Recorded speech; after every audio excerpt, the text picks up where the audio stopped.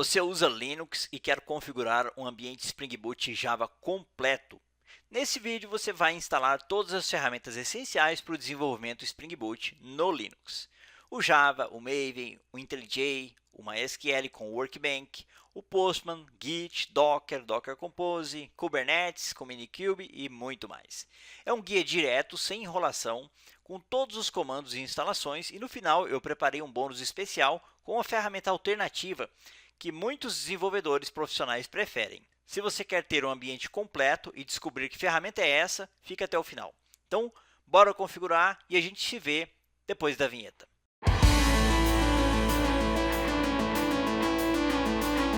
Fala pessoal, beleza? Agora que a gente instalou o Ubuntu, o que a gente vai fazer é instalar o Java. Pode ser necessário que você execute um sudo apt-get update. Na verdade, eu vou fazer isso, mas antes eu vou adicionar um repositório aqui. Sudo add -apt-repository espaço ppa Linux uprising /java. Beleza. Isso aqui vai adicionar um repositório do Java nos repositórios do Ubuntu. Então vamos teclar Enter. Ele pede a minha senha de root, admin 123. Enter novamente. E agora vamos aguardar o processo. Vou dar uma acelerada no vídeo e já retorno. Beleza, clear.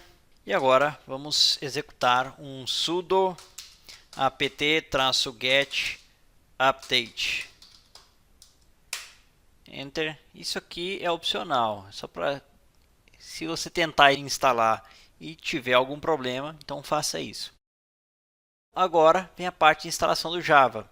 Sudo apt install -y, para ele não me perguntar. A gente podia ter usado isso no primeiro comando para adicionar o repositório, que ele me pediu Enter. E aqui eu especifico qual a versão do Java que eu quero instalar. Oracle-Java 16-installer. E vamos teclar Enter.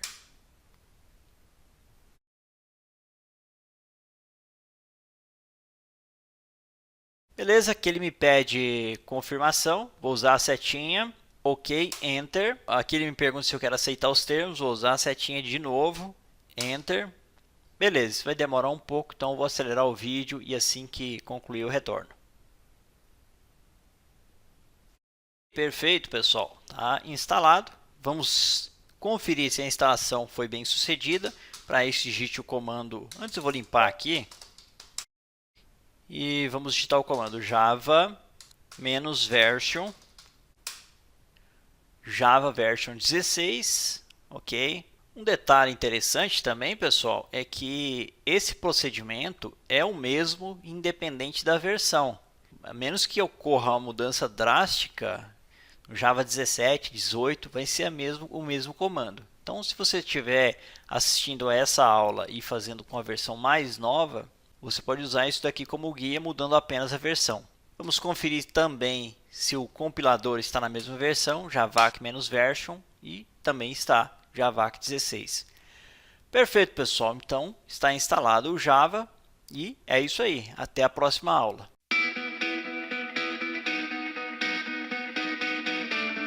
Fala, pessoal, beleza? Nessa aula a gente vai instalar o gerenciador de dependências Maven. Para isso, digite o comando sudo apt-get espaço install espaço Maven.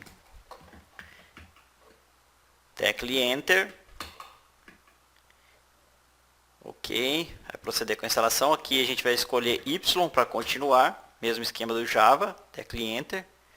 Ok, está prosseguindo. Finalizou a instalação. Eu vou dar um mvn-v para conferir se tudo ocorreu corretamente.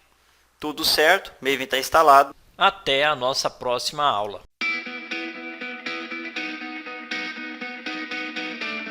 Fala pessoal, beleza? Nessa aula a gente vai instalar o IntelliJ. Vamos acessar o Google, escreva download IntelliJ e vamos clicar nesse primeiro link da JetBrains aqui. Ok, ele vai abrir a página da JetBrains e aqui a gente tem a última versão, que é a 2021.3.2. Essa é a última versão estável para Linux. Beleza, mas a gente não vai usar o pacote aqui não, a gente vai instalar usando o Snap. Então, para isso, a gente vai pesquisar aqui usando o Snap, espaço find, entre aspas, e aí a gente vai digitar IntelliJ, Enter. E aqui ele lista as versões disponíveis do IntelliJ. Para instalar, eu vou escolher a mais atual. Olha só, a gente tem a Community, que é a que a gente vai usar, é a versão free. Se você vier ao site, você vai ver que a Ultimate é uma avaliação gratuita por 30 dias e a Community é gratuito com base em open source. Beleza, então a gente vai usar a Community. E a versão aqui é 2021.3.2. Então, 2021.3.2, a gente só tem essas versões mesmo. Então, vamos escolher a primeira opção aqui. Para isso, vamos digitar snap install espaço IntelliJ IDEA Community. Seleciono e clico com o scroll, espaço, e aqui a gente vai usar o clássico. Então, -- classic. E vou teclar Enter. Esse processo vai demorar um pouco, então eu vou acelerar o vídeo assim que concluir o retorno. Ok, aparentemente o IntelliJ foi instalado. Vamos em Show Applications e vamos pesquisar por... nem precisou pesquisar, aqui já está o IntelliJ. Vamos abri-lo. Confirmo que aceito os termos. Continue. Don't send. Não quero enviar estatísticas para IntelliJ. Posso fechar o terminal. Close terminal. Ok, aqui está o IntelliJ. Vou expandir isso daqui. Aqui você pode criar um novo projeto, abrir, ver o controle de versão, pode customizar. Aqui tem os temas. Eu geralmente uso a versão Lite porque fica mais legível no vídeo, então eu prefiro usar essa versão, mas aí você escolhe da forma que você quiser. Aqui você escolhe os plugins que você quer instalar. Tem alguns plugins que já vêm por padrão, outros você precisa instalar. Por exemplo, o do Kotlin já vem instalado por padrão. Vou clicar em Project, New Project. Aí você escolhe o que você quer criar. Vou criar um projeto Kotlin. Next. Só para testar mesmo, nem vou definir um título.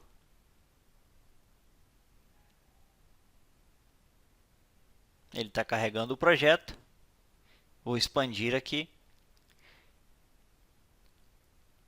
Vou fechar esse atalho aqui. Beleza, e aqui está o nosso projeto Kotlin. Está vazio por enquanto. E é isso aí. Então na próxima aula a gente continua.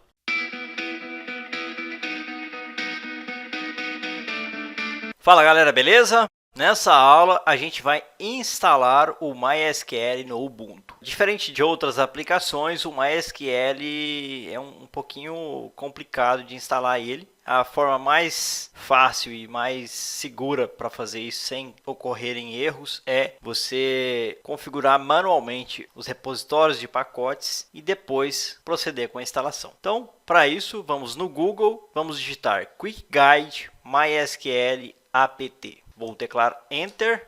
Ok, aqui a gente tem esse guia aqui. Vou clicar sobre esse primeiro link. Está abrindo aqui uma nova aba. Beleza, a gente vai usar o scroll. Vamos vir aqui em Add MySQL apt repository. Beleza, aqui ele tem todo o passo a passo que a gente precisa fazer para poder fazer esse processo. Vou clicar aqui em Go to the Download Page. Vou clicar sobre esse link aqui. Perfeito, abriu a página de download, vou clicar sobre download aqui. Aqui eu vou selecionar a opção No Thanks, Just Start My Download. Vou clicar sobre esse link, Save File. Ok, ele está fazendo o processo de download. Beleza, concluiu o processo de download. Vou clicar sobre esse íconezinho aqui, mostrar na pasta. Beleza, abriu aqui, tá? Aqui está o meu arquivo .deb. Vou clicar com o direito Open in Terminal, para a gente acessar esse diretório no terminal. Eu estou como usuário normal, eu vou me autenticar como sudo su, enter, e aí eu vou digitar minha senha, né? Admin 123. Enter, perfeito, estou como super usuário, vou dar um ls aqui, só para a gente pegar o nome correto do pacote, perfeito. Agora o que a gente vai fazer é desempacotar esse cara, vamos digitar dpkg, espaço, -i, minúsculo, espaço, e aí eu vou selecionar esse nome aqui, clicar com scroll. Perfeito, vou teclar enter. E aqui ele me pergunta como que eu quero configurar o meu apt. Aqui eu vou escolher a opção Server e Cluster, ou seja, não vai ser só as ferramentas e conectores, vai ser o server e o cluster. Eu vou teclar Enter. Você pode escolher a versão que você quiser. Eu vou escolher a versão 5.7 porque é mais fácil de trabalhar com ela e além disso é compatível com MariaDB. Se de repente você quiser trocar depois, é possível. E já a versão 8, a Oracle reescreveu alguns drivers, então eu não gosto muito de usar essa versão não. Vou teclar Enter e agora eu vou vir aqui em OK. Beleza. Agora vamos dar um apt-get update. apt-get update. Faltou um P aqui. Beleza. Vou teclar Enter. Beleza, terminou de fazer o apt-get update. Vou dar um clear aqui. Enter. E vamos dar um apt-get install -y mysql-server. Beleza, é isso aqui. Vou teclar Enter.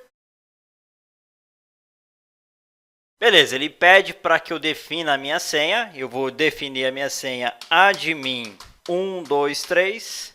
Ok. Pede para repetir a senha admin 123. Ok, agora ele procedeu com o processo de instalação. Essa é a senha que eu vou utilizar para poder me autenticar na base. Beleza, agora eu vou me autenticar no MySQL. Então, para isso, digite MySQL espaço -u espaço root, que é o usuário padrão, usuário root, -p, Enter. Ele vai me pedir a senha. Eu vou digitar admin 123. Ok, eu estou dentro do MySQL. Para confirmar se está tudo certo, basta eu digitar show espaço databases. E aí eu coloco o ponto e vírgula aqui no final, Enter. E aí está os bancos padrão, que é o Information Schema, MySQL, Performance Schema e Sys. São os bancos padrão do MySQL, ainda não tem nenhum banco. Perfeito, pessoal. Então, para voltar para o console do Ubuntu, basta digitar Kit e teclar Enter. Dessa vez sem o ponto e vírgula no final. Beleza, saímos, voltamos para o console e é isso aí. Na próxima aula, a gente vai continuar com a instalação do MySQL Workbench. Beleza? Então é isso aí. Até a nossa próxima aula.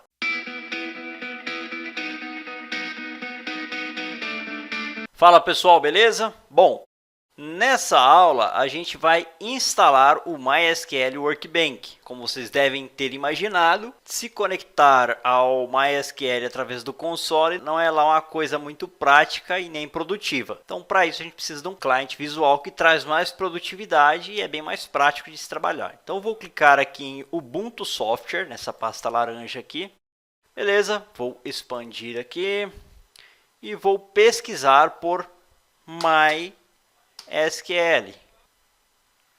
Beleza, aqui ele tem algumas opções, mas ainda não tem o que eu preciso. Vou dar uma expandida aqui, vou digitar Workbench, MySQL Workbench. Esse cara aqui. Vou clicar sobre ele, vou clicar em Install. Ele pede a minha senha de root. Vou digitar a minha senha, admin 123, Enter. Beleza. Tá procedendo com a instalação. Vai levar um tempinho, eu vou acelerar e assim que tiver algo relevante eu volto. Beleza, concluiu o processo de instalação. Vou clicar em Launch. Aqui está o meu MySQL Workbench. Vou expandir aqui. Aqui é a minha instância local, vou clicar sobre ela, ele me pede a senha admin 123. Vou selecionar a opção Save Password in Keychain. Ok, e a gente não conseguiu se conectar, isso aconteceu porque o usuário root não tem permissão para acessar localhost. Ele até acessa via console, mas se eu acessar por um client ele não consegue. Então para isso basta a gente abrir o terminal novamente. Vou dar um Ctrl Alt T, beleza. E aí a gente vai autenticar no MySQL. Sudo admin 123. Beleza, e a gente vai usar aquele último comando que a gente usou anteriormente, que é o mysql-u root-p, enter. E agora eu vou digitar minha senha, né? Admin 123.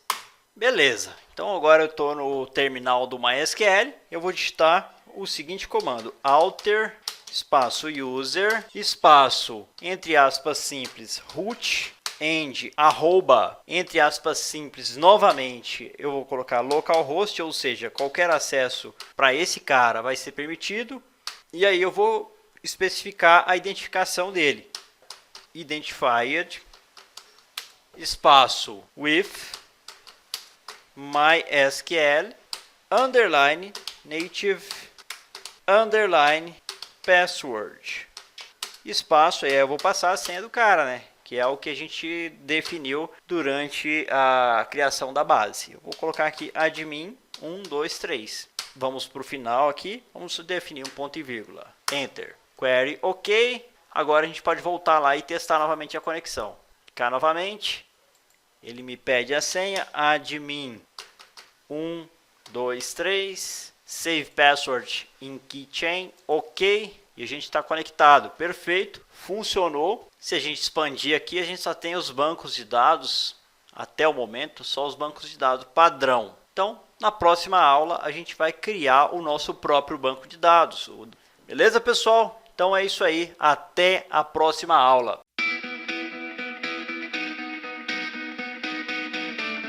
Fala, pessoal. Para a gente criar um banco de dados, basta a gente clicar sobre esse ícone aqui, ou a gente pode usar aqui também a query. A gente pode fazer isso também através do terminal. A gente tem que acessar o MySQL igual a gente fez nas aulas anteriores. No caso, eu vou usar essa ferramenta aqui, vou usar o MySQL Workbench. Basta clicar nesse ícone aqui, Create New Schema, e eu vou escolher um nome qualquer. Qualquer banco que você for criar, o procedimento é o mesmo, só vai mudar o nome. Aqui eu vou colocar My Database. Para que você não tenha problema com encoding, quando você lê os dados, eles estarem realmente igual você digitou, eu recomendo você vir aqui e escolher Latin 1, Default Collection, você vai escolher Latin 1 Swedish CI. Vamos clicar em Apply, aqui ele gera o script SQL, mesma coisa. Se você tivesse logado no MySQL, você pode usar aqui também, pode fazer pelo terminal, pode usar a query aqui também, mas aqui evidentemente é muito mais simples. Vou clicar em Apply, ele já executou o script. Se eu quiser exibir os logs, Show Logs, e aqui ele fala: o script SQL foi executado com sucesso. Beleza, posso fechar. E cadê meu banco? Onde está meu banco? Aqui não aparece, né? Basta você usar a setinha aqui, ó, esquemas. E aqui está o My Database. Não tem nenhuma tabela, nenhuma view, nenhum storage procedure, nem nada disso. Mesma coisa, a gente pode usar um script SQL para criar essa view para mim, ou criar uma tabela, ou por aí vai. Basta clicar aqui, ó, ele vai abrir aqui o script. Ou eu posso usar também o wizard, Create Table, e aí você determina o nome da tabela. Inclusive eu coloquei o nome errado aqui, ó, My Database, mas beleza. Isso não é exatamente um problema. Esse banco é só para a gente aprender como é que funciona. E aqui você coloca, sei lá, ID, o tipo inteiro, chave primária, não nula, sei lá, nome, varchar, que é para texto, não pode ser nulo, login, o termo que ele vai usar para logar no sistema. Não pode ser nulo também. E aí você vai dizer que ele é unique, não pode ter outro repetido. E por aí vai. Vou colocar aqui um nome nessa tabela, fullbar. E vamos mandar criar a tabela. Aqui ele já gera o script também. Apply, close. E aqui está a nossa tabela fullbar. Beleza, e é isso aí. Não tem nenhuma informação. Se você quiser ver o que tem nessa tabela, basta você executar um select from nela, ou pode usar o wizard também, select rows limit 1000. Beleza, não tem ninguém, né? Vamos inserir um só para a gente testar, um full bar. Beleza, mando aplicar, apply. Beleza, close. E aí está. Se a gente quiser executar o script também, mesma coisa. E aí ele me traz o full bar. Então é isso aí, pessoal. Isso é o básico que você precisa saber para começar a criar bancos de dados no MySQL, usando o MySQL Workbench. E durante o curso a gente vai criar os bancos do projeto, mas vai ser feito sob demanda. Aqui é só para você aprender, porque eu não vou fazer isso no Linux, eu vou fazer no Windows, né? Então a hora que você tiver que fazer vai ser feito no Windows, e basta você usar o que você aprendeu nessa aula e fazer o exercício no Linux, beleza? Então é isso aí, até a próxima aula.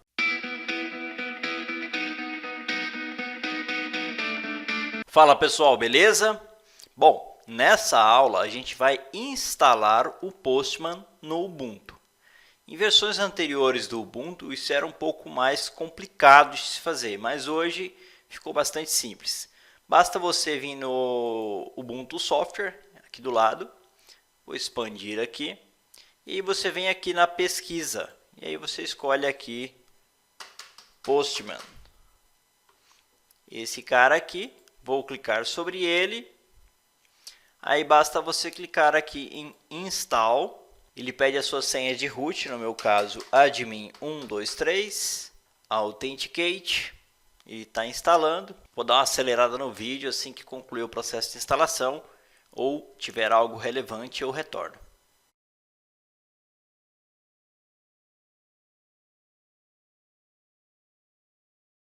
Está finalizando o processo de instalação. Ok, terminou o processo de instalação, basta eu clicar em Launch.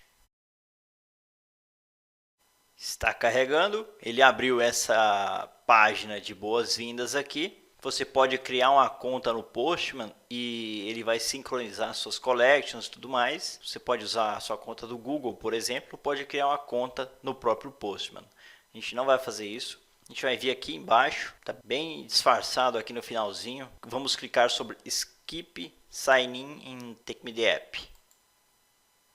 Ok, aqui está a nossa aplicação. Vou expandir aqui. Na prática, esse cara é como se fosse um browser para APIs. Ou seja, a gente tem o Google para acessar as websites. Esse cara aqui serve para o mesmo propósito, só que para APIs. Vou clicar aqui no maisinho. Aqui eu posso fazer uma requisição. Por exemplo, se eu quiser fazer uma requisição para o GitHub, bastaria eu digitar http://github.com. Vamos mandar a request. É do tipo GET, né? Send. E ele vai me devolver um HTML, como no browser seria devolvido, da mesma forma. Só que o browser consegue interpretar. O Postman é só para texto. Então, vamos dar uma conferida na API do GitHub, só para a gente ter uma ideia mais ou menos de como isso funciona.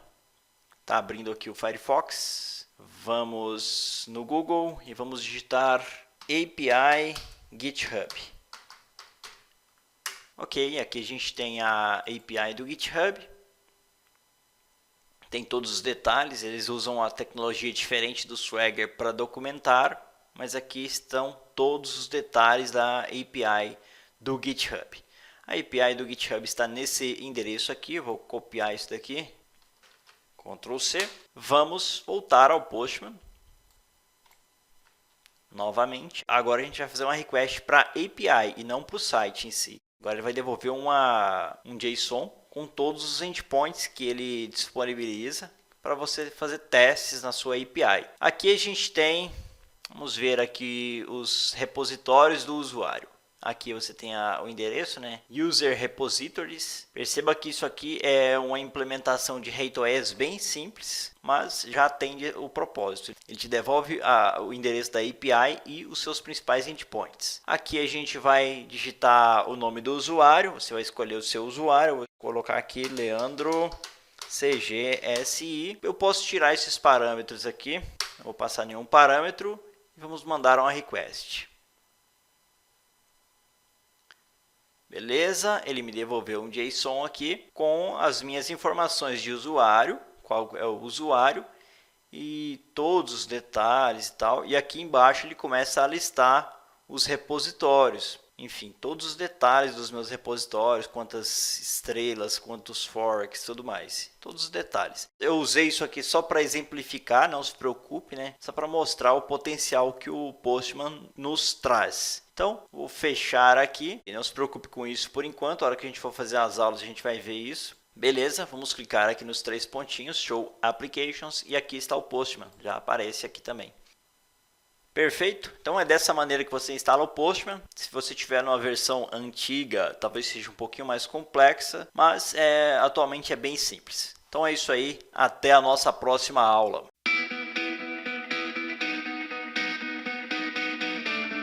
Fala pessoal, beleza?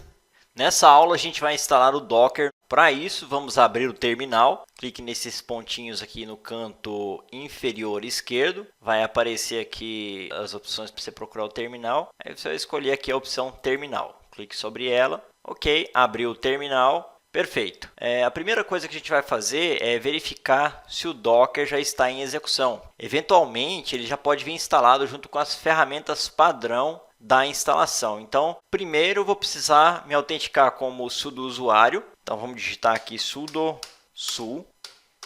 Beleza. Aí ele me pede a senha. Eu vou digitar a senha admin123. Enter. Beleza. Bom, para quem não é familiarizado com o Linux, isso é necessário por questões de segurança. Por padrão, o Ubuntu tem esse comportamento como mecanismo de segurança. Na prática, você efetua login como usuário normal e sempre que desejar executar comandos que requerem privilégios maiores, então você vai precisar se autenticar como root. E para isso você vai precisar digitar esse comando aqui, sudo su. Sempre que for algo que precise de privilégios, você vai usar esse comando. Então, sempre que você receber alguma mensagem de permissão negada, possivelmente você se esqueceu do sudo su. E se for esse o caso, é só adicionar o comando no terminal, sudo su, teclar Enter, aí você pode voltar e executar o comando que você estava tentando antes, que provavelmente vai funcionar. Um detalhe é que antes de eu entrar como superusuário, aparece o cifrão. Quando eu estou como superusuário, aqui muda para cerquilha, beleza? Bom, então eu vou conferir se já temos alguma versão instalada do Docker no nosso sistema. Então, para isso, vamos digitar o comando service docker.io status. Beleza?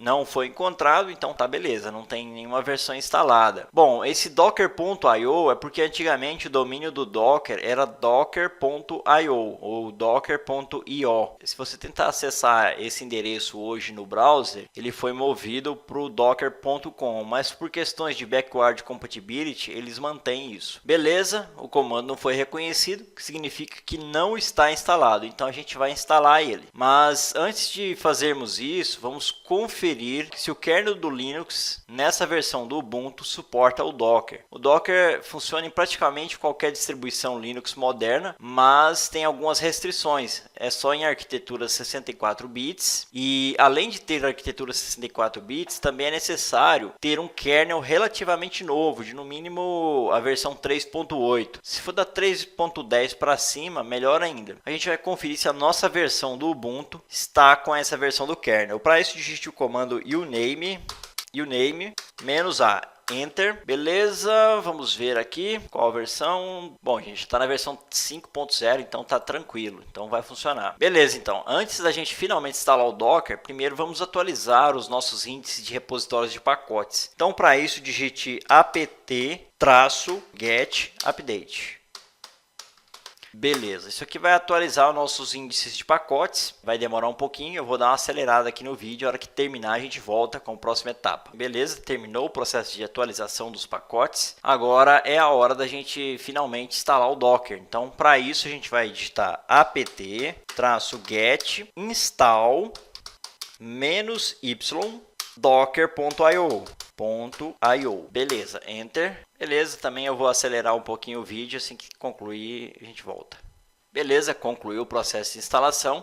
Vamos executar novamente o service docker.io.status.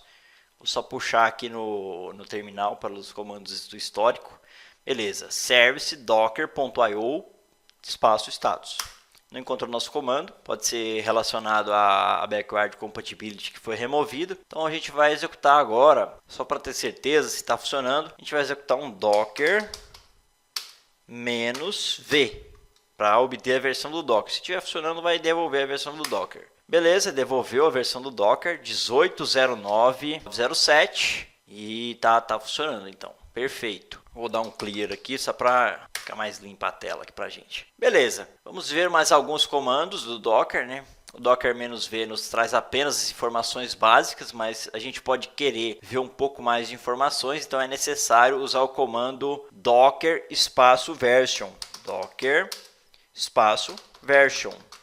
Beleza, e aí você tem um pouco mais de detalhes. Ó, ele mostra aqui a versão do client e a versão do service. Olha só, a versão do client está 18.09.07, 18.09.07 também, API version 1.39 e a versão do Go, que é a linguagem na qual foi escrita o Docker, 1.10.1 nos dois casos. É aqui o ID do commit do código e é isso, funcionou. Então o que a gente pode fazer mais, por enquanto ainda não vai ter muita relevância para a gente, mas de todo modo já nos diz algumas coisas sobre o nosso sistema, que é o Docker Info. Ele traz ainda mais detalhes. Beleza, perfeito, retornou aqui as informações que a gente precisa. Aqui a gente tem os containers em execução, não tem nenhum container, nem executando, nem pausado, nem parado, não tem nenhuma imagem. A versão, como a gente já viu antes, é 18.09.7. Aqui a versão do kernel, novamente, 5.0.23. O sistema operacional, arquitetura, x86-64, uma CPU. Aqui ele está mostrando que é 4 GB de memória aproximadamente. O nome do usuário, onde é o nosso Docker root, e está em debug mode desabilitado para client e server. A gente não vai precisar se preocupar com isso. E aqui está o registry default, index.docker.io. Provavelmente também a gente não vai precisar se preocupar com isso. Bom, pessoal, por essa aula é isso. Então, a gente se vê na nossa próxima aula.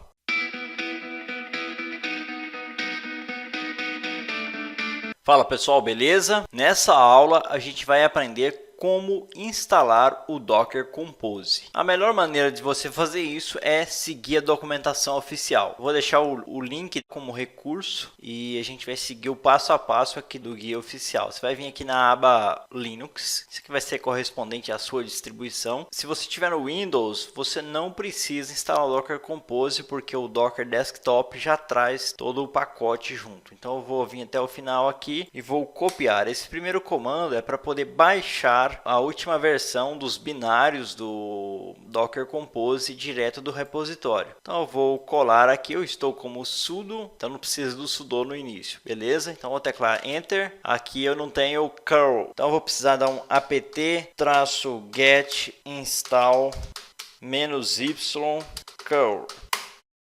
Esse -y é para ele não ficar me perguntando se eu realmente quero instalar, ele já vai direto. Beleza, então ele instalou o curl. O curl é para você fazer requisições HTTP através do shell. Beleza, vou repetir o comando anterior. Agora sim vai fazer o processo de download. Terminou aqui, então agora o que eu preciso fazer é dar permissão de usuário para executar o Docker Compose. Vou dar um Ctrl C aqui, vou voltar, colar aqui, enter. Beleza, vamos dar um docker -compose -version. Ok, O Docker Compose foi instalado com sucesso, a versão é 1.25.0. Perfeito, então é isso aí, até a nossa próxima aula.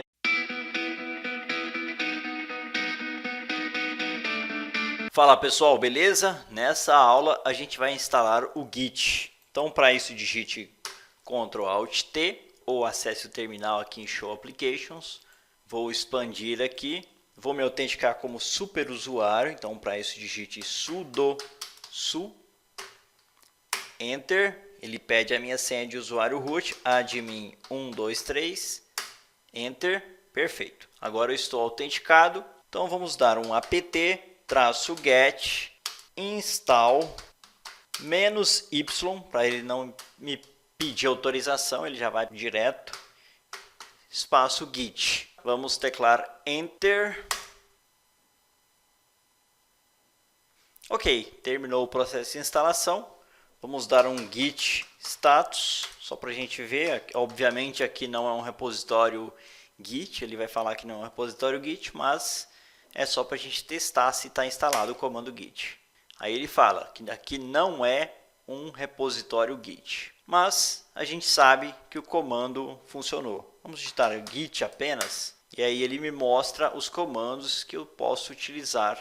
Perfeito, pessoal. Por essa aula é isso. Então, até a próxima aula. E aí, tá gostando do conteúdo? Eu quero te fazer um convite para se aprofundar ainda mais no que você está aprendendo aqui e conhecer a formação Spring Boot 2026 do zero ao deploy na AWS e Google Cloud com Java, Docker e Kubernetes. Atualmente, pessoal, quem sabe trabalhar com Spring Boot no Brasil ganha entre 6 e 30 mil reais. Claro, vai depender do nível de experiência. E se você trabalhar remoto para os Estados Unidos, por exemplo, você pode ganhar pelo menos 5 mil dólares. E aqui tem mais detalhes sobre o conteúdo, o que a gente vai aprender. A gente vai construir uma aplicação completa do zero, entendendo todos os conceitos. Depois a gente vai adicionar testes de integração e testes automatizados. Vamos conectar essa aplicação ao banco de dados, vamos dockerizar essa aplicação, adicionar autenticação, adicionar segurança, documentação com Swagger, importar e exportar planilha, gerar relatórios, mandar e-mail, enfim, um monte de coisa que vai valorizar ainda mais o seu currículo e vai te dar maior relevância quando for disputar uma vaga. Aqui tem todos os detalhes sobre esse projeto, você pode conferir aqui nesse vídeo ainda mais sobre o que a gente vai construir, tirar todas as suas dúvidas. Aqui é um instrutor que está falando para vocês agora. A garantia é de 7 dias. Se você não gostar, não tem que explicar nada. Você não tem que justificar nada, é só pedir reembolso que a plataforma devolve. O preço, como eu acabei de migrar de plataforma, está de R$ 57,70. O preço real é R$ 297,90. Então, possivelmente, quando você voltar aqui, esse valor vai ter mudado. Aqui tem os depoimentos de alguns dos meus alunos, você pode conferir também. Aqui tem mais algumas perguntas comuns. A mais comum delas é: Leandro, esse é o mesmo curso da Udemy? Não, pessoal. Então, pense no seguinte, quando você vai comprar um carro, existe o carro de entrada, que é o da Udemy, existe o carro top de linha, que é esse aqui na minha plataforma. E o que você tem aqui? Você tem conteúdo expandido, tem guias extra em HTML, suporte direto comigo, certificado profissional com QR Code e validação da Erudit Training. Então existem adicionais que não tem na Udemy. Além disso, a gente está preparando a comunidade de desenvolvedores para que vocês tenham network. Mesmo para quem se inscreveu antes, vai ter acesso a isso. Então, vai expandir muito além do que já tem na Udemy. Aqui tem explicação de como funciona para emitir o certificado, como acessar o produto, como comprar. Quando você clicar em comprar, você vai ser redirecionado pela intermediação da Hotmart. Então, sua compra está segura, que é uma das plataformas mais robustas do mercado. E é isso. Se você ficou na dúvida, nesse vídeo aqui eu explico tudo o que você precisa saber. Beleza? Então é isso. Fica o convite. Se você quiser conferir com mais detalhes, dê uma olhada nessa página aqui, acesse pelo link na descrição ou pelo QR Code. Então é isso, bora voltar para o foco do vídeo. Fala pessoal, beleza? Nessa aula a gente vai aprender como instalar o Minikube. Para instalar o Minikube, você precisa de uma máquina virtual. Então, por isso, eu estou usando uma máquina física para gravar essa aula. Então, me desculpe se o áudio não ficar perfeitamente sincronizado com o que está acontecendo na tela. Eu usei um microfone diferente e o áudio não ficou muito legal, então eu resolvi refazer o áudio. Agora, voltando. O Minikube, se você ainda não conhece, te permite usar o Kubernetes na sua própria máquina sem a necessidade de ter mais de uma máquina para fazer um cluster e tudo mais. O Minikube é para você começar a brincar com o Kubernetes, criar os seus deployments e tudo mais. O Minikube nada mais é do que uma forma de executar o Kubernetes em uma única máquina com todos os serviços juntos, ao invés de se separar em diferentes nodes, masters e workers. Com o Minikube é possível juntar tudo na mesma máquina. Ele só deve ser usado em ambiente dev, então só use para estudos e nem pense em colocar isso em produção, beleza? Combinado? Então a gente vai instalar no Ubuntu, mas os conceitos se aplicam a praticamente toda a distribuição Linux. A única exigência é uma ferramenta de virtualização, como o VirtualBox instalado e o Docker. Já adiantando, para quem não conhece o Kubernetes, sendo bem direto, o Kubernetes é o responsável por orquestrar containers. Não é nada prático fazermos isso manualmente. O Kubernetes é equivalente ao Docker Swarm, só que ele é mais maduro que o Swarm. Por isso, tem se tornado cada vez mais popular. E os próprios desenvolvedores por trás do Docker já começaram a admitir isso. O Kubernetes começou a ser desenvolvido dentro da Google e originalmente era chamado de Borg. Baseado no Borg surgiram o Mesos, o Cloud Foundry e, claro, o Kubernetes. Mais adiante no curso, veremos mais detalhes a esse respeito. Então não se preocupe com isso por enquanto. Agora o que interessa para a gente é instalarmos o Minikube para a gente começar a brincar. Antes de fazermos o download do Minikube, precisamos baixar o Kube Controller ou kubectl. A gente vai usar muito esse comando daqui para frente. Ele é o cara responsável pela gestão do nosso cluster. É ele que você vai usar no dia a dia para manusear, para administrar o seu cluster. Vamos fazer o download dele usando o curl. Não se preocupe em copiar esses comandos. Eu vou deixar um recurso na aula com todos os comandos. Eu tenho uma cola aqui, então eu vou copiar e colar. Esse comando é bem longo. Beleza, vou selecionar e vamos voltar para o terminal. Colo ele, Enter. Vamos aguardar o processo de download. Vou dar uma acelerada no vídeo e assim que concluir o retorno. Beleza, terminou o download. Agora vamos conceder permissão de execução. Para isso, digite o comando chmod mais x espaço kubectl. Enter. Isso vai conceder permissão de execução. Vamos dar um ls para conferir. Beleza, perceba que kubectl está verde. Agora vamos mover esse arquivo para o diretório usr local bin. Para isso, mv kubectl /usr /local /bin. Lá nesse diretório a gente já vincula ele ao path e assim a gente consegue executar o kubectl de qualquer lugar sem precisar passar o caminho completo. Aqui a gente vai precisar de sudo, então sudo mv, ele me pede meu usuário, ok. Então agora, para conferir se está tudo certo, vamos digitar um kubectl --help. Opa, eu acabei esquecendo um menos aqui. É kubectl --help. Ok, enter. Agora sim, agora ele me mostrou aqui todos os comandos possíveis. Vou dar um clear. Perfeito, então o kubectl está instalado. Agora a gente vai fazer a instalação do Minikube. Vou copiar o comando aqui também. Vamos selecionar, né?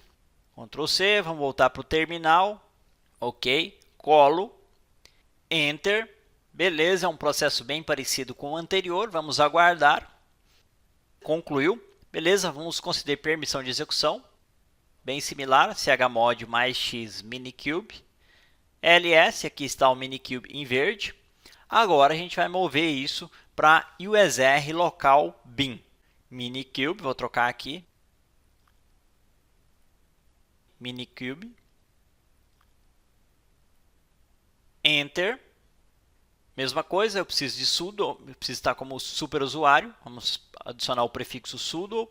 Beleza, Minikube -- help. Se tiver tudo certo, vai aparecer uma tela similar a essa para você. Vou limpar a tela. Perfeito, então foi instalado com sucesso. O que a gente pode fazer agora é iniciar o Minikube, ou seja, criar uma estrutura do Kubernetes em um único host.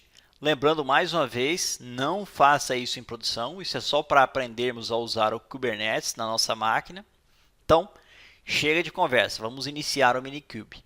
Com isso ele vai fazer o download da ISO, vai criar os certificados, vai criar a VM, fazer todos os testes e ao final vai apresentar uma mensagem de sucesso. Então, para isso digite Minikube Start. Esse processo vai demorar um pouco, né? Então vamos aguardar, eu vou acelerar o vídeo assim que concluir eu retorno.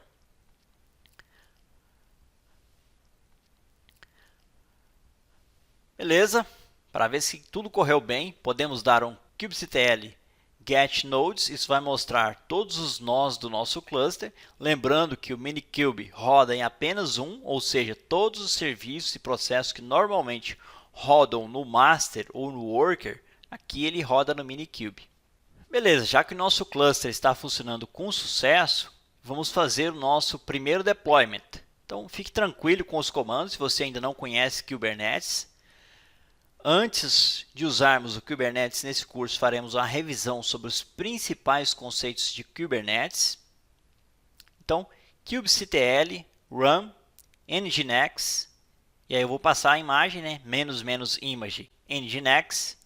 Com isso a gente sobe um deployment do nginx. Perfeito, vamos dar um clear aqui, enter, ok. E agora vamos conferir os pods que estão em execução. Para isso, digite o comando kubectl get pods, enter, e aqui a gente tem o pod do nginx em execução. Então, a nossa instalação foi feita com sucesso. Então é isso aí, até a próxima aula.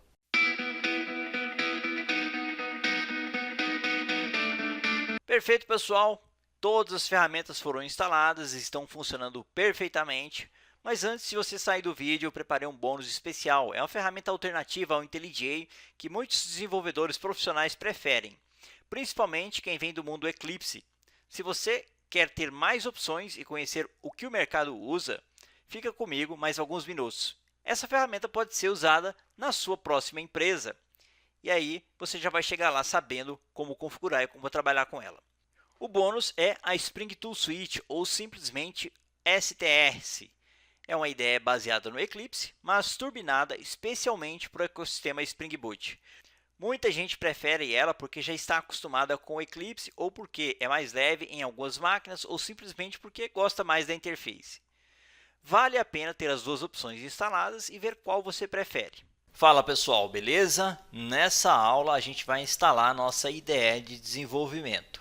A gente vai usar a Spring Tool Suite, dá para usar o Eclipse também, ou dá para usar o IntelliJ também, só que é um pouco mais complicado. A Spring Tool Suite foi desenvolvida exatamente para trabalhar com projetos Spring, então você já vai ganhar produtividade com isso.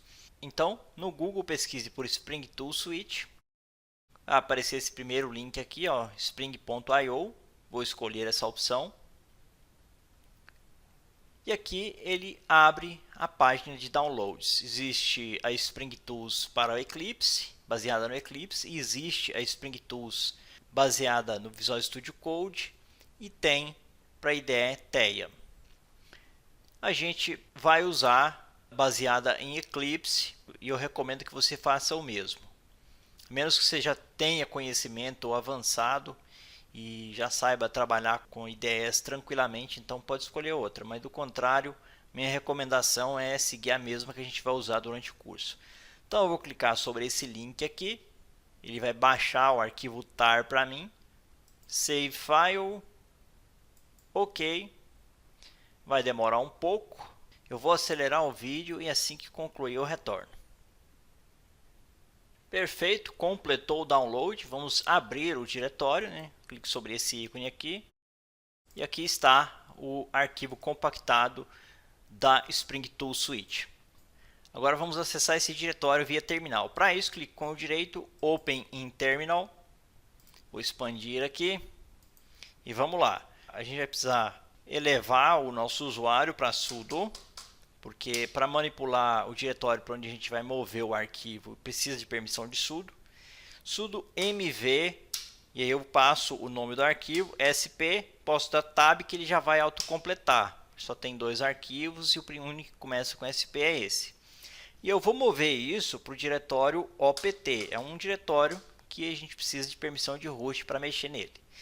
Vamos teclar Enter, ele pede a senha, admin 123, Enter, perfeito.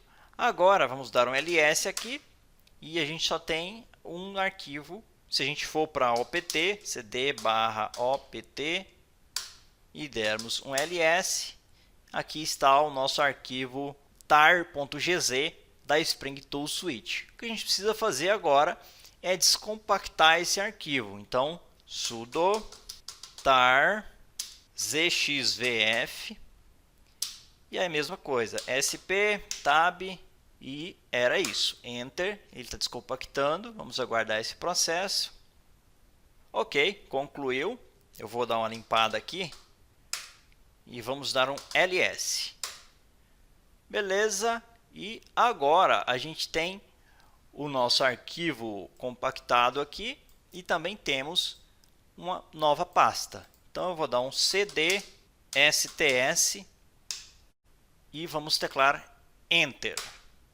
Ok, ls dentro dessa pasta para a gente ver como é que estão as informações aqui. Perfeito, e aqui dentro a gente tem alguns arquivos da nossa IDE. Esses arquivos em verde ou são arquivos de leitura rápida ou são executáveis. Esse arquivo aqui é o ícone da IDE e esse arquivo aqui é o executável. Se eu quiser executar a IDE já, basta eu fazer o seguinte, sudo /spr, né? E vamos teclar Enter. Com isso ele já inicializa para mim a IDE. Vamos aguardar esse processo. Ok, e aqui ele me pergunta se eu quero usar um workspace default ou se eu quero criar um novo workspace. O workspace é o local que vai ficar salvo os arquivos de configuração do Eclipse ou do Spring Tool Suite, que é baseado no Eclipse. Então vamos clicar em Browse aqui e vamos escolher onde eu quero salvar os meus arquivos. Vamos ao Home aqui, né? Other Locations, Computer, Home, Leandro, e eu vou criar aqui uma nova pasta chamada Microservices Erudio. Create. Beleza, já criou, já acessou a pasta. Vou clicar em Open, Launch. Beleza, está inicializando. Vamos aguardar um pouco. Ok, aqui está a nossa IDE aberta. Está funcionando. Se eu quisesse criar um novo projeto, criar um projeto Spring Boot, enfim.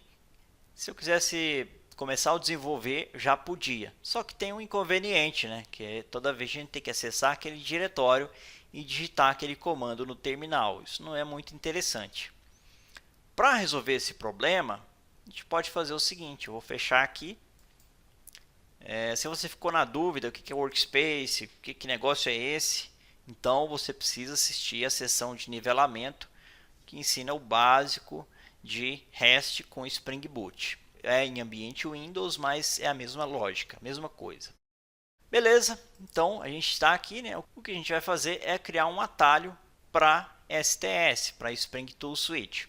Para fazer isso, a gente vai criar um arquivo de texto com os links simbólicos para a nossa aplicação. Então, para isso, digite sudo vi, para abrir o vim, /usr, /share,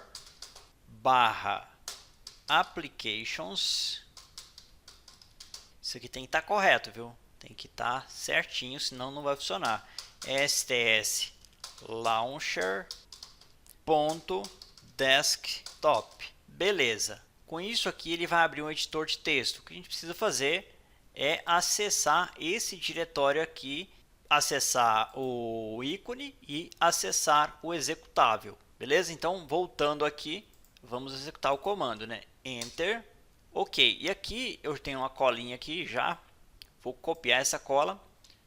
Ctrl C e vou colar aqui.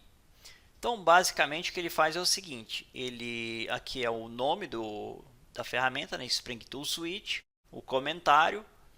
Aqui, né? 471, né? Insert para poder editar. E vamos até aqui. 410.0 e é isso aí. Só conferir aqui os diretórios corretamente, né, para ver se está tudo certo.